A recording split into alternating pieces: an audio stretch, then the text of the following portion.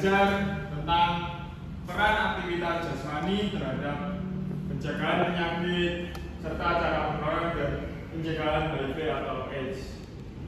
Jadi aktivitas jasmani sendiri itu berperan untuk buat kita terhindar dari penyakit dan tubuh kita tetap bugar. Soalnya mas. Jadi apakah kalian tahu apa saja peran aktivitas jasmani dalam mencegah penyakit? Siapa yang tahu? Coba Mas Dimas. Perannya apa aja Mas? Aktivitas jasmani. Ya. Apa aja contohnya? Lari-lari. Mencegah itu Pak. Pada saat kita melakukan aktivitas kebugaran dapat mencegah badan kita menjadi lemas. Ya, betul itu juga kita dapat terhindar dari penyakit yang menular seperti TBC atau flu. Jadi imun kita itu biar meningkat. Jadi tujuan pembelajaran kali ini harapannya kalian dapat memahami apa saja peran aktivitas jasmani dalam mencegah penyakit dan cara penularan dan pencegahan HIV atau AIDS. Next. Jadi di sini ada video edukasi tentang aktivitas jasmani. Dari video tersebut coba kalian analisis, nanti akan Bapak tanya satu-satu ya.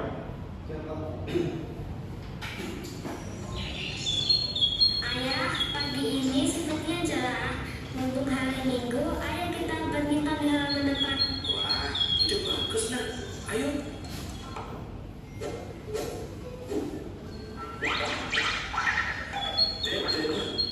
Untuk ayah itu olahraga itu loh yang tadi sama ayah ngajar olahraga. Masa kita enggak?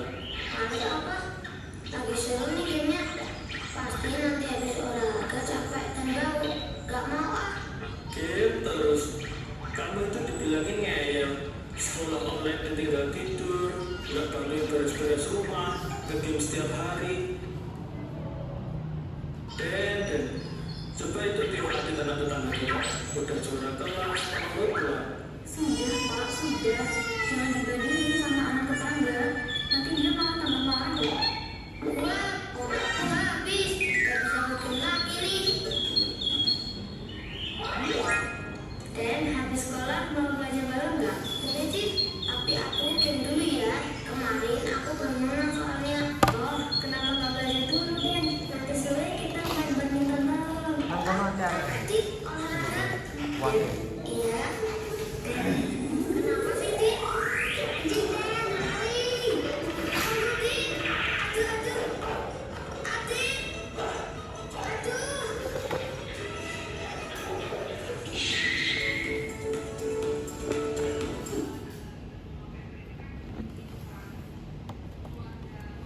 Kenapa ini, Pak? Ada masalah. Masalah apa Mas? Kamu larinya cepet banget tadi. Emang segitu ngaruhnya ya lanjut olahraga. Iya Den, olahraga tuh bikin kita bugar dan sehat. Badan kerasa enteng dan gak gampang capek. Kalau kata ayah tuh olahraga itu minimal seminggu 3 kali. Dan gak harus olahraga di bulan reguler kok. Sama aja senang naik tangga. Kapan-kapan deh kita olahraga bareng. Minggu ini aku rencana mau senam di halaman rumah. Ayo ikut. Wah, boleh tuh Dik, tapi aku malu karena nggak pernah olahraga. Dik, nggak apa-apa, jangan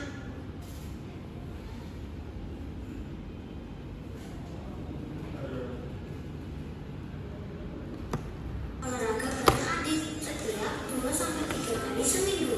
Ini badanku sehat dan bugar. Yeay! Baik, itu tadi contoh dari peran aktivitas jasmani ya. Jadi Bapak tanya sekarang, dari video tersebut kalian dapat apa aja kesimpulan? Siapa yang bisa karena Ayo kalau nggak bisa Bapak tunjuk nih. Coba Mas Abil, apa tadi Mas? Gimana Mas? Ada perhatiin tadi ya? Apa? Lari itu ngapain? Kalau lari tadi ngapain? Dikejar anjing. Bukan itu Mas ya, itu bukan intinya dari itu tersebut. Coba siapa yang bisa Nasrul? Saya bisa ngambil Pak. Kenapa? Dikejar dia lari Pak. Coba siapa yang bisa? Kurang tepat. Coba siapa? Mas Irot? Sama Pak. Bapak udah ngomong kurang tepat kok sama. Mas Dimas. Mbak Regina ini loh. Ayo balik kita. Latihan pulang. Jelaskan teman, tadi apa aja? Pak saya nggak nyimak. Makanya harus nyimak dong. Mas Gavin. Kurang menarik. Belum menarik apa? Menarik kan ada animasinya. Coba Mas Dimas yang minta sendiri nih. Ngantuk Pak. Juara Pak. Pak. Itu Pak. Main game terus Pak. Ya, itu karena kenapa kok main terus kenapa? Kecanduan HP Pak. Malas. Males-malesan. Ya, Masalahnya disuruh aktivitas Pak. jadi tadi itu kurangnya aktivitas jasmani. Kalau kita kurang aktivitas jasmani, seperti contoh tadi, nggak bisa lari, kurang cepet larinya, ya kan? Ya. Kalah sama temennya. Kalau temennya tadi kan dia udah bugar, sehat, pinter, kalahin anjingnya, cerdik dia.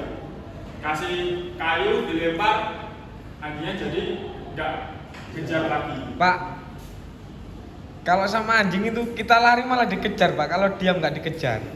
Makanya jangan lari, nanti anjingnya agresi, soalnya. Ya, jadi peran dari aktivitas jasmani sendiri sangat penting, membuat tubuh bugar, terhindar dari penyakit, dan kurang lebihnya kita tidak malas-malasan. Jadi kita nggak gampang capek dan nggak gampang mager kayak lagi disuruh dibanding-bandingin sama anak tetangganya sampai menangis. Next Mas.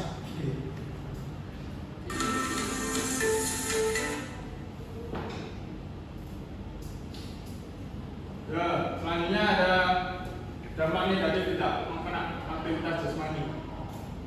Jadi ketika kita tidak melakukan aktivitas jasmani, banyak sekali dampaknya. Yaitu yang pertama ada peningkatan risiko penyakit kronis. Jadi ketika kita tidak melakukan aktivitas jasmani dan jarang bergerak atau mager-mageran itu, kita gampang sekali terjadi penyakit. Dan bisa jadi penyakit itu bisa kronis, yaitu seperti diabetes atau enggak penyakit jantung atau penyakit lainnya. Yang kedua ada penurunan kualitas hidup. Kita juga gampang mudah lelah, mudah mager, mudah enggak sedikit mengeluh. Ya. Yang ketiga ada kesadaran mental. Jadi kesadaran mental, jika kita tidak melakukan aktivitas jasmani, kita mungkin bisa terkena stres atau depresi. Kalau kita melakukan aktivitas jasmani, kita bisa refreshing, healing, atau jadi kita melakukan hormon. Kita memakan masalah sejenak, jadi kita bisa melakukannya dengan aktivitas jasmani tersebut. Yang keempat ada mengurangi kesempatan untuk bersosialisasi dan membangun hubungan. Jadi kalau kita tidak melakukan aktivitas jasmani, kita kurang bersosialisasi. Jadi kita tidak tahu gimana sih cara berkomunikasi kepada sama, kurangnya hubungan antar sesama itu gimana. Jadi kita kayak ngomong itu sulit ke teman atau sesama.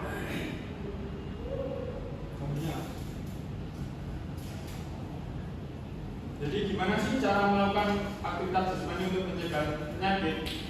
Dari dampak-dampak tersebut kita dapat mencegahnya dengan olahraga teratur.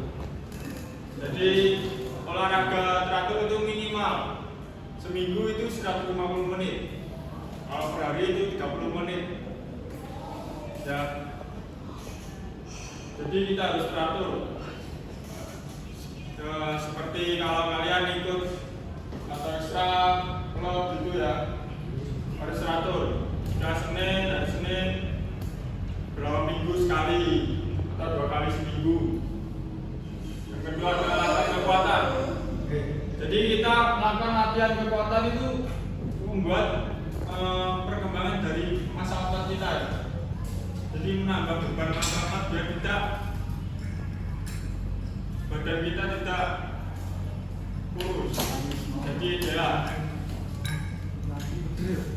Contohnya dengan melatih dengan olahraga workout seperti push up, sit up yang bisa dilakukan di rumah atau menggunakan dumbbell yang bisa menggunakan dumbbell seperti menggunakan alat-alat di rumah seperti bisa membuatnya dengan dicor seperti membuat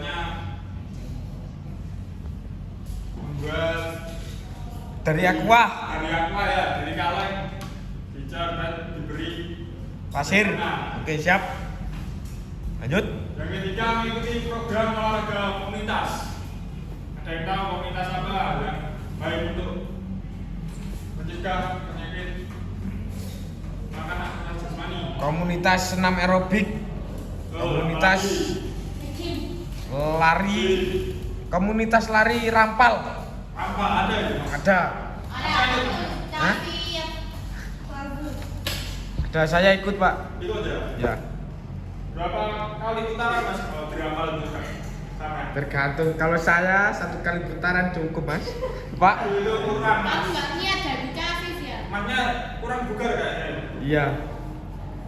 Bisa dilakukan 5 kali putaran kalau kuat. Siap. Kenapa mas? Indikatornya kalau bukan itu apa? Indikatornya kita melakukan aktivitas jasmani itu tidak gampang lelah. Jadi meskipun lelah itu kita masih bisa untuk kayak berlari, jogging itu enggak. Sekiranya 1 kali putaran udah lelah kan itu ciri-ciri enggak bugar. Ya. Nah, itu. Siap. Jadi komunitas itu seperti kalian mengikuti klub, seperti kalian mengikuti klub sepak bola, CSB, sejak dini, terus klub basket atau klub lainnya atau renang bisa jadi. Yang keempat ada melakukan aktivitas sehari seperti kalian berangkat, kan ada contoh kan. Naik sepeda. Kalian ini kan gedungnya tinggi ya. Iya. Jadi kalian sebaiknya memilih tangga. Kalian kan kebiasaan menggunakan lift. Jadi sebaiknya memilih tangga untuk apa? Agak sehat, Pak. Ya, nah. Ya, Pak. Pak, terus teman saya, terus kadang saya itu udah melakukan ini tapi ternyata sakit itu gimana ya, Pak? Takdir. Oh itu apa ini? Itu kan beda-beda. Apa imun tubuhnya kan beda-beda. Bisa jadi kalau udah melakukan ini tapi pola makanan atau pola tidurnya itu kurang itu bisa jadi. Pola makan yang baik itu bagaimana? Pola makan yang baik itu 5 sehat, 4 sehat 5 sempurna. Ya, Pak. Ya diimbangi kayak gizi-gizian sayur-sayuran, gizian atau protein dari hewani atau nabati. Vitamin juga perlu, Pak. Vitamin juga perlu buat menambah imun. Next mas, Mas mau nanya Kak, boleh Pak?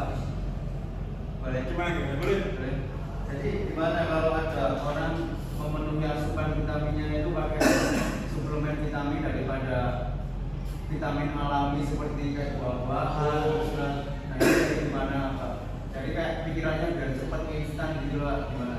Mohon apa ya Pak? Masnya Masnya sendiri atau suka minum-minum itu atau gimana? Ya, saya sendiri biasanya. Vitamin C. Laut aja. Tuh, enggak vitamin C ya. Vitamin apa? Vitamin C. Terus sebaiknya jangan. Kalau berlebihan itu ada dampak negatifnya. Jadi lebih baik kita menggunakan vitamin alami. Seperti kalau dulu kan vitamin C, wortel atau Vitasimin, Pak. Vitasimin. Yang di dulu kan vitamin bukan alami maksudnya. itu instan. Kalau berlebihan nggak boleh mas. Oh, gitu. Itu hanya untuk pelengkap lah. Yang berlebihan yang boleh itu apa, Pak? Nggak ada yang berlebihan itu nggak boleh mas. Loh, boleh, Pak. Karena Uang, salah. uang berlebihan. Waduh, itu beda mas ya. Nah, sekarang ada video edukasi tentang HIV atau AIDS. AIDS rata-rata terjadi setelah 10 tahun terinfeksi HIV. Lalu, apa yang bisa kita lakukan untuk mengatasinya? Obat antiretroviral sebagai pengobatan HIV tidak menyembuhkan penderita, namun mencegah pertumbuhan virus dalam tubuh dengan terkontrolnya jumlah akan terlindungi dan menghindari perkembangan HIV menjadi AIDS. Sejak adanya obat ini, harapan hidup penderita HIV dapat menjadi sama dengan orang lain jika mereka terdiagnosis tepat waktu serta mengikuti pengobatan dan kontrol yang teratur. Salah satu contoh pasien HIV yang terkenal adalah Magic Johnson, pemain basket asal Amerika Serikat. Dia mengaku terjangkit HIV pada tahun 1991. 27 tahun berlalu sampai sekarang, ia masih giat menjadi aktivis HIV dan apakah kalian tahu?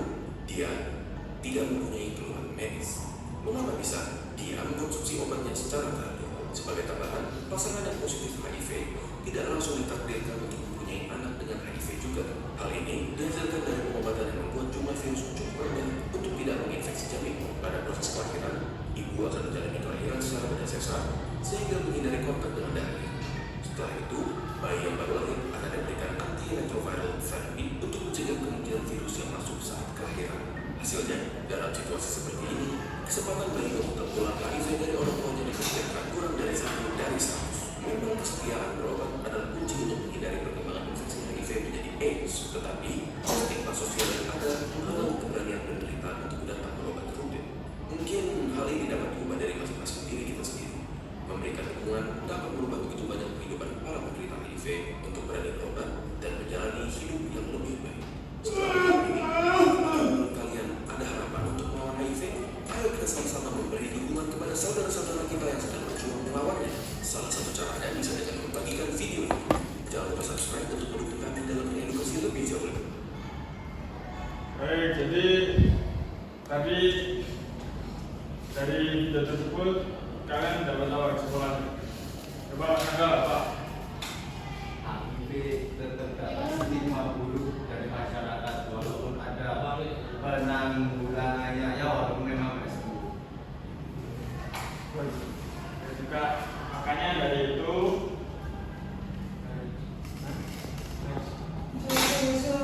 jadi kita akan membahas yang pertama itu kita harus tahu penularannya itu gimana HIV atau AIDS. Yang pertama itu yang seringkali penularannya itu yang terbesar itu melalui hubungan seksual. Jadi kita itu penularan HIV itu makanya dari Indonesia sendiri kan nggak boleh kan melakukan hubungan di luar nikah. Jadi kita kalau mau melakukan hubungan tersebut kita harus Menikah. yang kedua Ulangan dulu, Pak. nah itu aja ya. Yang kedua penggunaan jarum suntik bersama. Jadi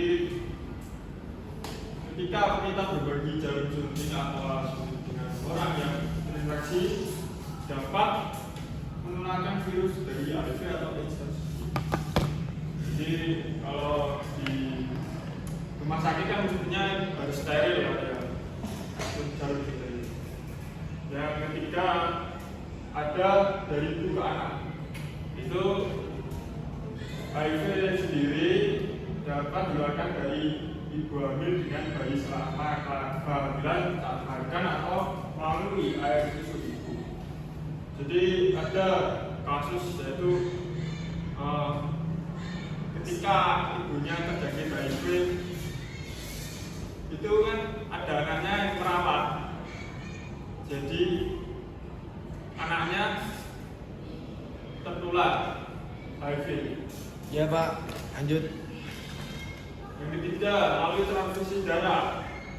Ketika transfusi darah yang terkontaminasi juga dapat menyebabkan penularan HIV. Jadi kalau kita ada teman kita kan nggak tahu ya kalau dia itu terkena HIV atau gimana. Jadi kita harus tahu kalau temannya ada terluka itu jangan langsung dipegang atau dicium apalagi ya. Nggak boleh itu. Baik itu tadi penularan dari HIV. Ada yang tanyakan? Ya Mas, jadi kalau jarum ini nggak harus jarum suntik apapun ya Pak, jarum narkoba sama Oh narko iya. itu tetap bisa terpengaruh. Kok tahu Mas? Saya tanya, itu tahu. Maksudnya kok tahu narkoba bisa pakai jarum? Tahu dari film Mas. Oh dari film ya. Jadi penggunaan jarum itu harus disterilkan. Gimana cara mensterilkannya? Jadi ketika menggunakan jarum itu kan bisa kasih api dulu, disterilkan. Nah, ini cara mensterilkan. Jarum 76. Bukan itu merek Mas ya. Nggak boleh. Oke, siap. Oh, nanya lagi. Nggak ada. Sudah cukup.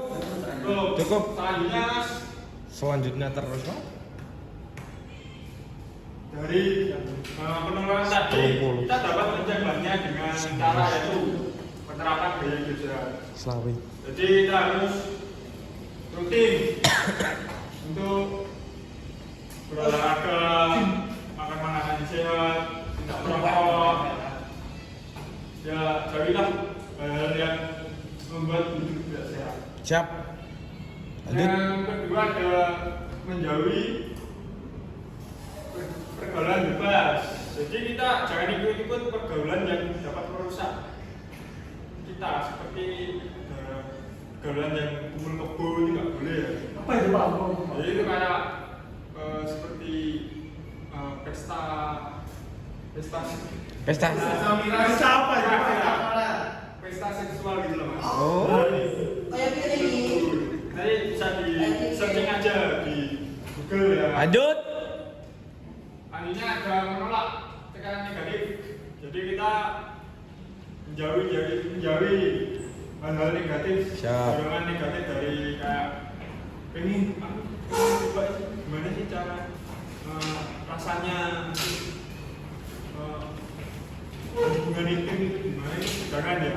Kita harus bersabar untuk kita ada waktunya untuk yaitu setelah menikah, ya kan? Iya. Sabar dulu, tahan iman. Benar. Yang mereka ada melakukan aktivitas jenis secara teratur. Jadi kita harus berolahraga. Bapak sudah jelaskan tadi, seperti berolahraga teratur 150 menit per minggu. Kalau bisa minimal itu ya.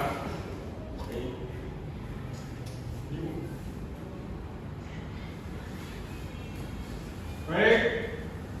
Dari tadi yang Bapak sampaikan, ada yang ditanyakan. Coba Mas Rasul apa Mas Rasul? Pak, kalau misal kita jadi seorang guru ya, kita melarang siswa untuk tidak melakukan hal tersebut karena dampaknya negatif. Nah, Terus siswa itu bertanya, apa Bapak pernah melakukan itu Pak? Bilang itu gimana? ya jangan jujur kalau bisa. Oh, Pak. Ya bukan gitu. Kita kan harusnya mengedukasi yang baik. Masa kita jujur? Ya kita pernah nggak boleh ya. Jadi kita harus mengedukasi yang baik. Tidak Melarang. berbohong dengan yang baik. Ya, ada kalanya kita berbohong untuk Demi kebaikan. kebenaran ya. Oh, Seperti itu. Berkorban itu. Itu soalnya rahasia dari kita sendiri. Ya. Masa kamu aibnya seperti aib kamu sebar-sebarkan gitu. Kan nggak mungkin ya kan. Jadi kan kalau jadi guru bisa mengedukasi karena dia melakukan hal itu atau di dunia. Ya ada yang enggak Mas. Kalau udah melakukan kan kayak tadi kan misalkan udah menikah mestinya. Bapak udah nikah? Belum, saya masih lajang Mas ya. Pak. Udah nggak ada pertanyaan lagi ya. Tutupan ya. Tutupan. Jadi kesimpulan dari materi kita kali ini dengan dan memahami peran aktivitas jasmani dalam mencegah penyakit serta cara pengelolaan dan penjagaan harga atau RES. Individu dapat mengambil langkah proaktif untuk menjaga kesehatan mereka secara keseluruhan. Jadi harus langkah-langkahnya harus proaktif jika menjaga kesehatan secara keseluruhan. Nah, untuk tambahan dari Bapak, untuk tugasnya kalian menganalisis video. Nanti saya share di grup kelas ya. Tugasnya dikumpulkan di Bapak. Oke.